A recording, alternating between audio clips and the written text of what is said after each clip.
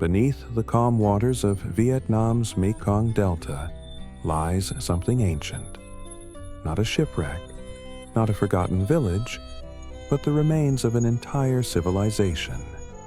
Centuries before Vietnam became a unified kingdom, a powerful people ruled this land of rivers and rain.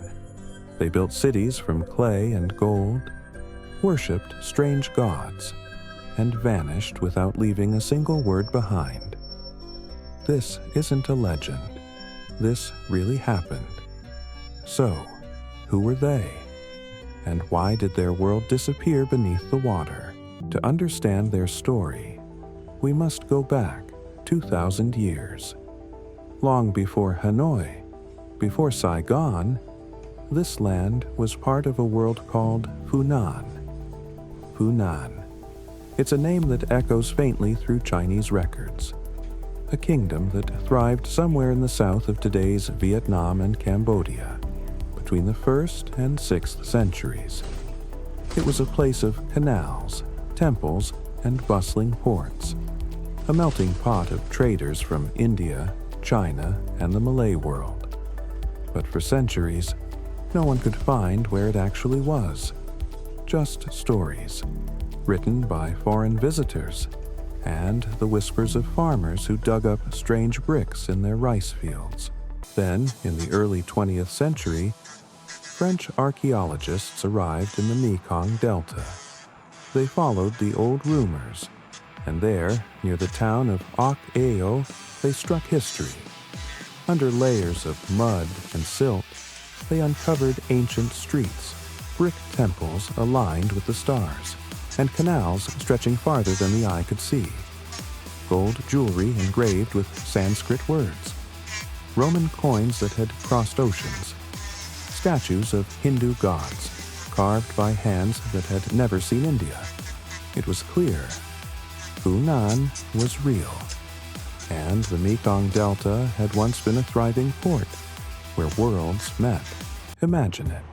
Boats gliding through wide canals, carrying spices and silk. Fishermen hauling in nets of silver fish.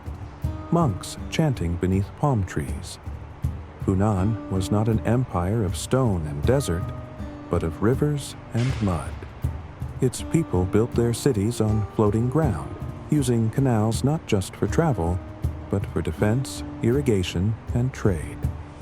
From the sea, traders came, Indians, Persians, Chinese, seeking gems, ivory, and exotic birds. And in return, they brought religion, writing, and art. The Funanese absorbed it all, mixing Indian beliefs with local spirits, creating something uniquely Southeast Asian. This was where the first sparks of Vietnamese civilization began to glow. But then, they vanished. No wars recorded, no Great Plague, just silence.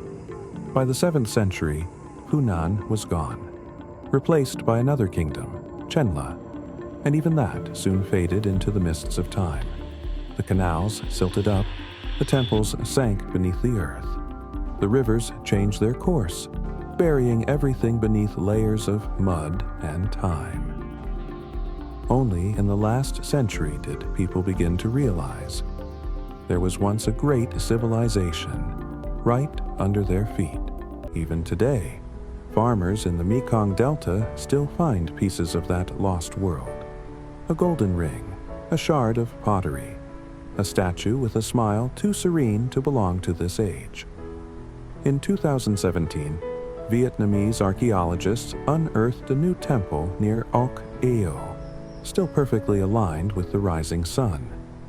They found evidence of workshops, kilns, and metal forges, proof that Funan was not just a trading post, it was an industrial center, a network of cities connected by water. When you fly over the delta today, you can still see faint lines cutting through the fields. Old canals now filled with rice and dreams. The rivers still remember. The Funanese worshipped many gods, but their temples tell a story of belief older than books. They prayed to Shiva, Vishnu, and local water spirits. They built shrines beside riverbanks, offering flowers, rice, and incense to the flowing water. Their lifeline, their road, their god. Some scholars say Funan might have been ruled by priest kings, men who saw themselves as bridges between heaven and earth. Their religion, their art, their gold jewelry, they all reflect a longing to connect the human world with the divine. And when their rivers turned against them, perhaps they believed it was the gods reclaiming their gift. Why did Funan fall? No one knows for sure. Some say the canals that gave them life also doomed them. When the delta shifted, their water routes dried or flooded. Trade moved north, toward the rising power of the Khmer. Others think their cities simply sank, swallowed by floods, earthquakes, and the slow breathing of the earth. Whatever the cause, the result was the same. A civilization erased not by war, but by the quiet persistence of nature. Yet, Funan never truly died. Their influence shaped everything that came after.